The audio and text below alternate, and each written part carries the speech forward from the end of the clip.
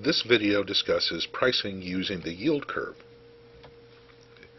The process is that you take a look at a coupon bond, put its cash flows on a timeline, and then you find the yields on zero coupon bonds for each of the dates of the cash flows of the coupon bond.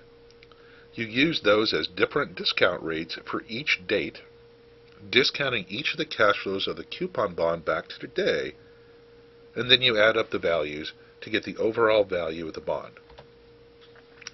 So we're going to use the same bond that was available in 2008 in order to price using the yield curve.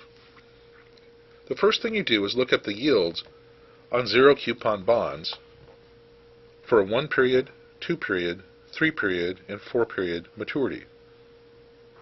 They are 0.003%, 0.5241%, 0.7890%, and 0.8842%. Now, these are the same bonds as we used in the no arbitrage bond pricing video.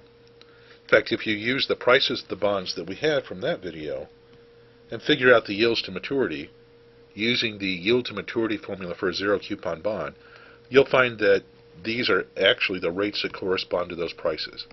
In fact, that's where the rates come from. You start with the price you see in the market and you figure out the rates. So all we're going to do is we're going to discount at the individual rates to find the value of each future cash flow.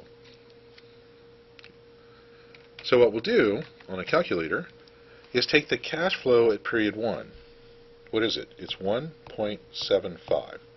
We're going to divide it by 1 plus interest between now and then. What is the interest rate? 0.0003. So I'm going to divide it by 1.1233. 1.75 divided by 1.1233 equals. There we go. I'm going to store that in memory register 1. I'm going to take the cash flow in period 2, $1.75, and divide it by, now I'm going to put this in parentheses, 1.005241 to the power of 2 periods from now equals. Stored that in memory register 2. $1.75 in period 3 divided by, in parentheses, 1.00789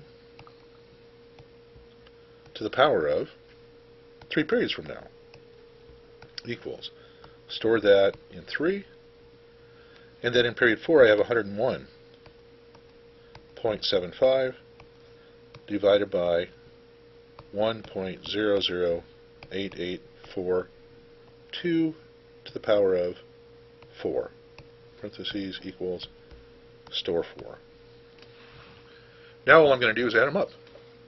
Plus recall 3 plus recall 2 plus recall 1 equals 103.42. This gives us the same price as no arbitrage bond pricing because the interest rates that you see quoted are driven by the same prices as we use for these bonds in the no arbitrage bond pricing formula. Whether you use the no arbitrage formula based on prices or the yield curve just depends upon which information you have available, prices or yields.